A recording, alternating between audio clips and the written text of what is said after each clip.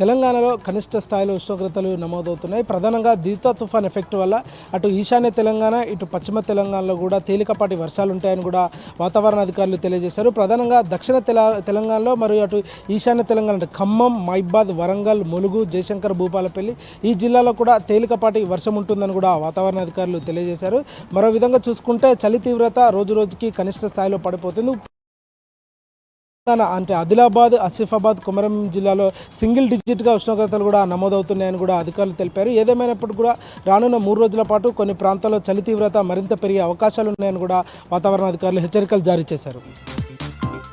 హైదరాబాద్లో అన్ని ప్రభుత్వ హాస్పిటల్ దగ్గర పేషెంట్ కేర్, అటు శానిటేషన్ సంబంధించి సెక్యూరిటీ గార్డ్స్ కూడా ఇప్పటికే ఉదయం సమయంలో నిరసన తెలియజేశారు. ఏదైతే వాళ్ళకు పెండింగ్ వేతనాలు ఉన్నాయో వెంటనే అవి చెల్లించాలని కూడా వాళ్ళు డిమాండ్ చేస్తున్నారు. అంటే 3 నెలల నుండి కూడా వాళ్ళకు పెండింగ్ జీతాలు ఉన్నాయి, మరియు ఏదైతే సమాన పనికి సమాన వేతనం అన్నట్టు కూడా ఇప్పటికే వాళ్ళు తెలియజేశారు. 3 నెలల నుండి కూడా పెండింగ్ వేతనాలు వెంటనే రిలీజ్ చేయాలి.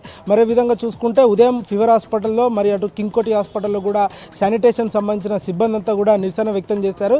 5వ తారీఖు లోపు జీతాలు పడకపోతే, నెలసరి జీతాలు పడకపోతే అది రాష్ట్ర వ్యాప్తంగా తీవ్రంగా నిరసనలు అటు ధర్నాలు చేస్తామంటూ కూడా వాళ్ళు తెలియజేశారు. రానున్న ఏదైతే డిసెంబర్ 5వ తారీఖు తర్వాత కూడా ప్రతి ఒక్కరికి కూడా నెలసరి వేతనాలు ఇవ్వాలి, ఈఎస్ఐ, పిఎఫ్ కూడా కట్ చేయాలంటూ కూడా వాళ్ళు ఇప్పటికే డిమాండ్ చేశారు.